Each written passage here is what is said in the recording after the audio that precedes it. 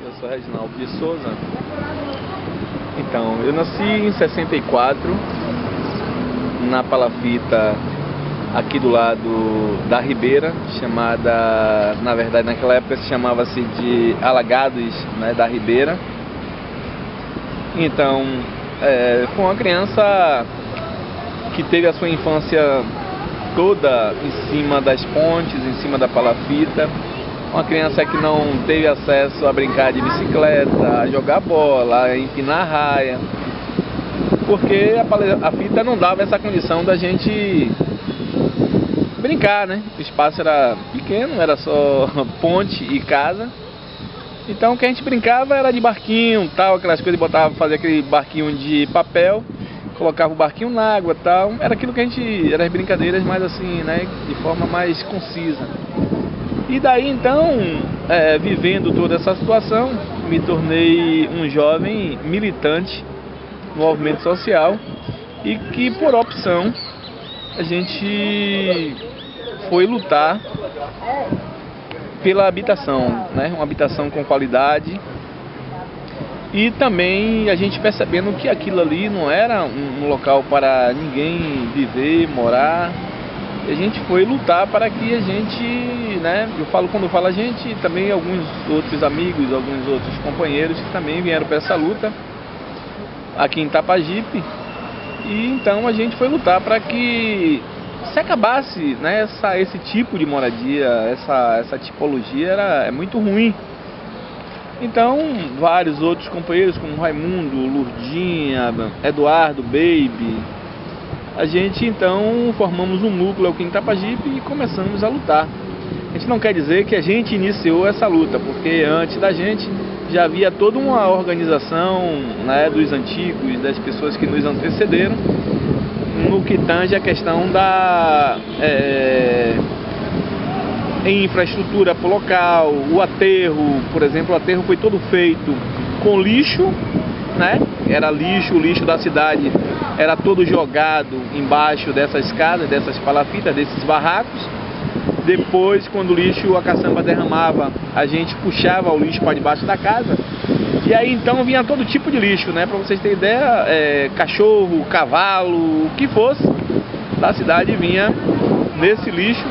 E quando era à noite, eu ainda menino, mas aí os adultos também, íamos para a praia com um caminhão da Serraria Senhor do Bonfim, que o dono da serraria emprestava para um funcionário, era o vigia de lá, emprestava esse caminhão, que aí então enchia o caminhão de areia da praia e jogava em cima desse lixo para amenizar o mau cheiro, amenizar também as moscas, né, rato e tal, que era terrível, uma situação terrível.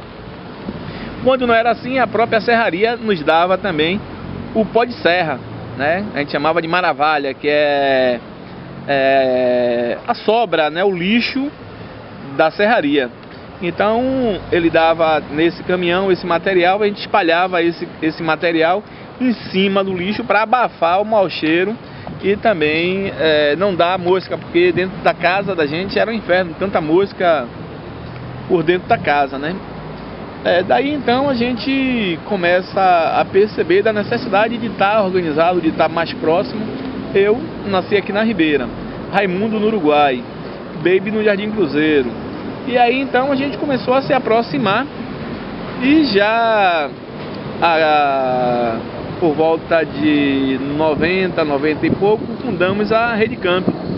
Rede essa que teve como papel principal a luta para que se erradicasse palafitas aqui em Itapajipe, né? Palafitas, alagados já serviu para tantas coisas, né? Já serviu, por exemplo, para música, né? Gilberto Gil fez uma música que quem gravou foi Paralamas, Alagado Central, Favela da Maré. Então, ou seja, a gente vem nessa luta. E hoje, né? Hoje a gente avançou bastante. Era a gestão do governo de ACM, né, de Antônio Carlos Magalhães, onde veio alguns capitais da Europa, alguns capitais aí da ONU, que vieram esse dinheiro, e que se iniciou-se uma construção, mas resultado desse dinheiro acabou. Iniciou um aterro onde se tirava areia do mar, né, com uma draga, tirava areia do mar com a draga e aterrava lá exatamente onde a gente morava. E depois então se construía, retirava, derrubava-se os barracos e construía essas casas. A primeira casa aí que foi o modelo e que era a proposta de modelo de casa que ia ser construída é as casas do Campo do Lasca. É a primeira construção para os moradores de Alagados de Itapajipe. Então acreditava-se que todas as casas seriam naquele modelo. Um conjunto, né, vários conjuntos habitacionais com um prédio, um bloco de 2 andares e com 4 apartamentos cada bloco. Resultado disso, o dinheiro acabou, né? A gente não sabe para onde é que foi esse dinheiro, o dinheiro acabou.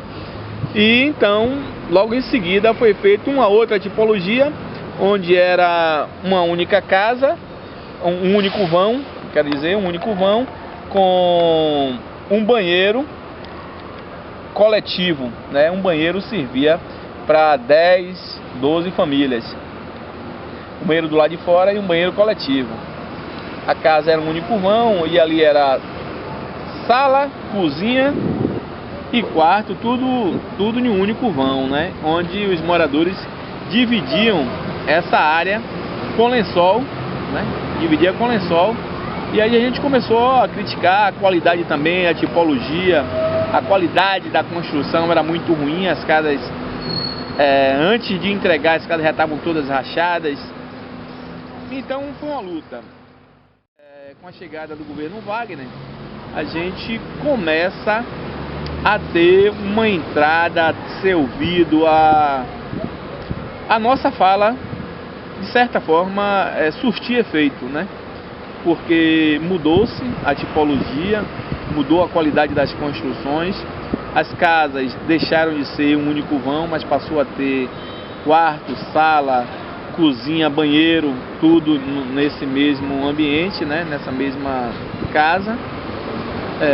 Ainda que era na época, foi pequeno, era um vão com 36 metros, mas hoje avançamos mais um outro pouco.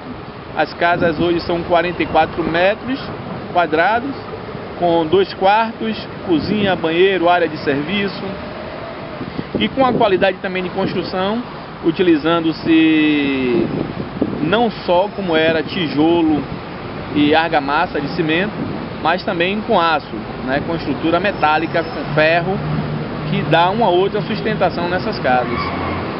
Então hoje a gente, praticamente em Itapajipe, a não ser na Pedra Furada, que também já está sofrendo uma intervenção, a gente pode dizer, se dá por vitorioso, porque Itapajipe hoje está com as palafitas erradicadas. Hoje não existe mais pessoas morando em palafitas, ainda que tem pessoas que estão em aluguéis sociais, né, aguardando, porque ainda tem cerca de 300 unidades a ser construída, mas já se tem uma boa parte do terreno, já se está se encaminhando, a gente já está vendo as obras acontecerem.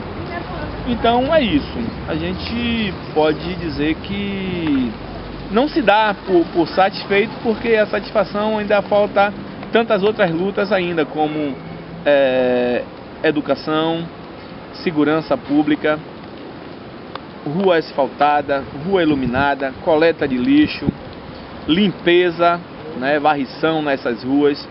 Ainda tem uma luta, ainda tem um caminho a ser percorrido, trabalho, emprego e renda para essa galera que também precisa.